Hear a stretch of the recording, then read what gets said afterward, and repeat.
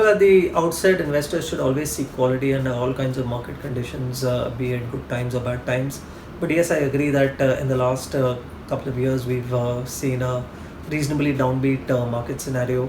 And the good part about this has been that many good quality businesses are now available at reasonable valuations, particularly in the broader market. So if one leaves aside the top 10 or 15 names, then valuations in quite a number of large cap as well as mid and small cap businesses have turned reasonable and in many cases cheap as well. Clearly, from an investment standpoint, if investors want to enhance their overall return profile, then buying things at a reasonable valuation or buying them cheap is a very important element of that investment strategy. And one should therefore clearly take advantage of the current downbeat sentiment in order to invest so as to be able to enhance the long-term return profile.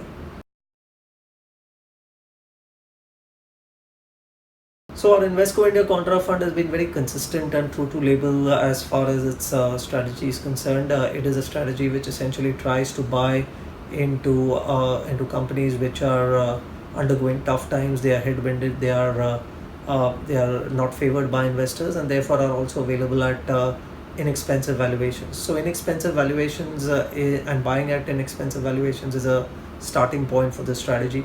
Over a period of time, we expect some of these businesses to turn course, conditions to turn favorable, and investor interest to return in them. As a result of which, what would have been cheap entry valuations would become expensive over a period of time. Investors benefit out of a combination, therefore, of earnings growth as well as multiple re-rating, and that's essentially the key premise of the contra fund. So under all kinds of market conditions, this is the strategy that we adopt, and that's exactly what we are doing in the Invesco India Contra Fund even today.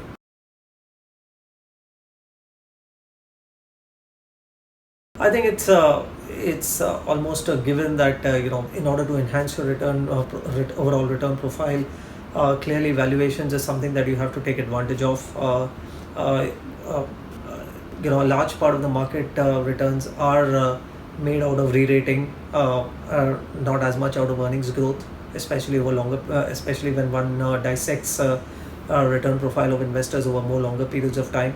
So clearly, I think when you get an advantage of buying things when they're turned reasonable or when they're cheap, is a very important strategy, a very important element of enhancing your overall return profile. So such kind of market conditions as we are witnessing today is offering a similar situation where a good number of quality businesses, especially in the broader market, are available at relatively cheap and inexpensive valuations, and one should clearly be taking advantage of this.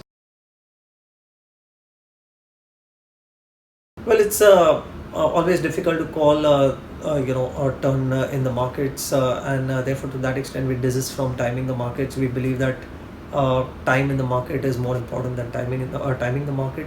But having said that, from a more economic standpoint, we would like to believe that the challenges which India has encountered in the last 2-3 years with regard to the economic performance are gradually behind us. We would like to believe that given the good number of measures which are being taken by the government, plus the of favorable situation across many of our macro parameters, should allow the domestic growth cycle to recover in the coming few years. And we would like to think that as the growth cycle becomes a little more stronger as we go along, overall performance of the equity market should also improve, and that should enhance overall return performance. So I would like to believe that earnings growth of corporates in the system should clearly be better compared to what it has been in the prior 2-3 years. We already have a very sharp corporate tax cut which is in place, which itself should be earnings accretive for corporates in the next 1 or 2 years. And in addition to which, some of the other measures which are being contemplated by the government should probably improve the overall growth sentiments in the economy and lead to reversal of market fortunes. So in India, I think auto sector has been a very important sector, and investors have benefited a lot out of the secular growth that this sector has witnessed in the last few decades. But we would like to believe that the next few years and the next coming decades will probably be a little more challenging in terms of investing in this sector, simply because of the changing consumer preferences and technology changes which are likely to drive this sector in the next couple of decades. We would like to believe that investors will have to be probably a lot more choosy in terms of the sub-segments of the auto sector in which it invests. We'll have to be a lot more critical in terms of which parts of the auto sector are going to be subject to disruption, and as a result of which valuations and growth of businesses within the sector could likely be affected. So we would like to think that it's going to be a little more complicated than what it has been earlier. We would probably like to think that uh,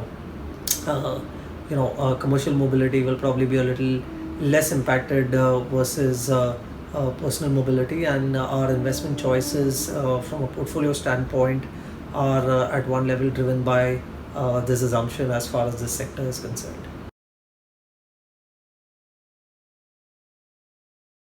Well, I think the uh, performance differentials between large caps and mid and small caps is a part of the market behavior over longer periods of time. So we've in the last 5 to 7 years, we've seen maybe two or three occasions when either large caps have outperformed the mid and small cap space, or vice versa.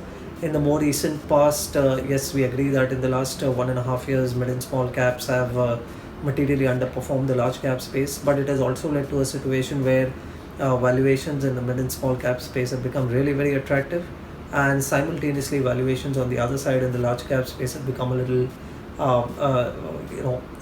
less attractive, so to speak. So uh, uh, just about 18 months ago, we had seen that mid and small caps were trading at nearly about a 30% premium to large caps, and the situation is completely reversed, with mid and small caps now trading at about a 30% discount to large caps. So it's a very large swing from one end of the pendulum to the other. We would like to believe, and we have been saying this for a while, that mid and small caps have become relatively more attractive from a valuation standpoint. Mid and small caps are typically best bought when things are against them, when valuations are cheap, and when the domestic growth cycle is adverse. I think this is the kind of combination that we are in today, and to that extent, mid and small caps, if they are bought at the current reasonable valuations, have a good chance of delivering reasonable upside over the next 3 to 5 years. So we would encourage investors to actually take advantage of the opportunity which is currently available in the mid and small cap space. Well, I think at all times investors shouldn't forget that they have to be aware of two or three things. One is, of course, their asset allocation within their overall investment pool. They have to be very clear about their investment objective and goals, and of course the fact that there is a certain amount of risk which is attached to each and every investment category.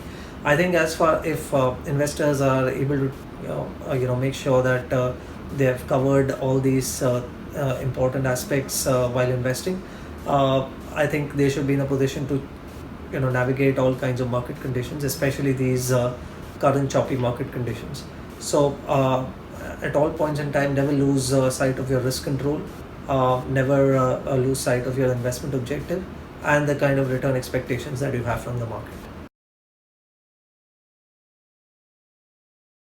Well, I think compared to very long periods ago, I think the more recent evidence is that SIPs have been really very successful in providing a very important investment tool.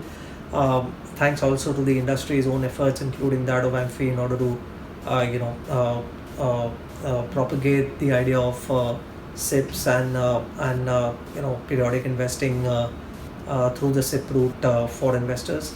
I think the numbers speak for themselves. So we have seen uh, uh, pretty choppy market conditions throughout the last 4 or 5 years. We've seen different phases of the market, good conditions of the market as well as some not very good conditions of the market.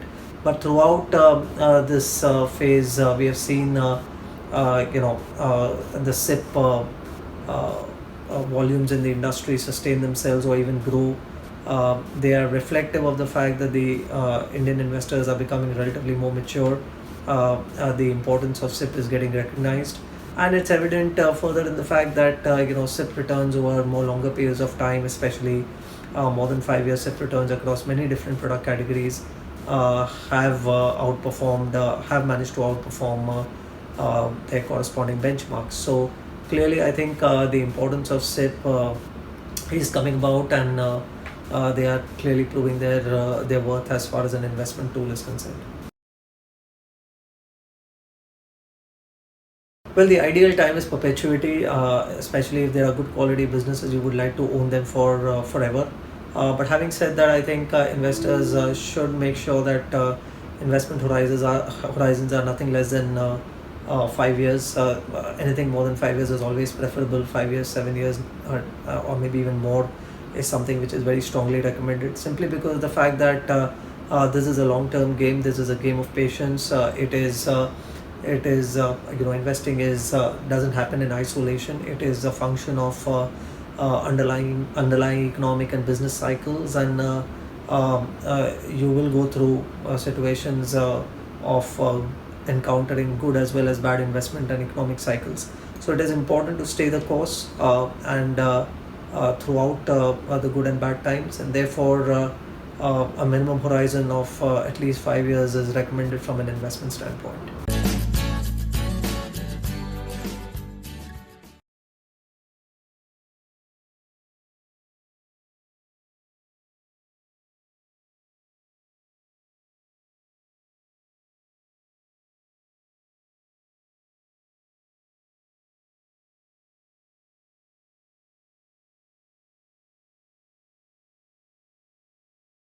Mutual fund investments are subject to market risks. Read all scheme related documents carefully.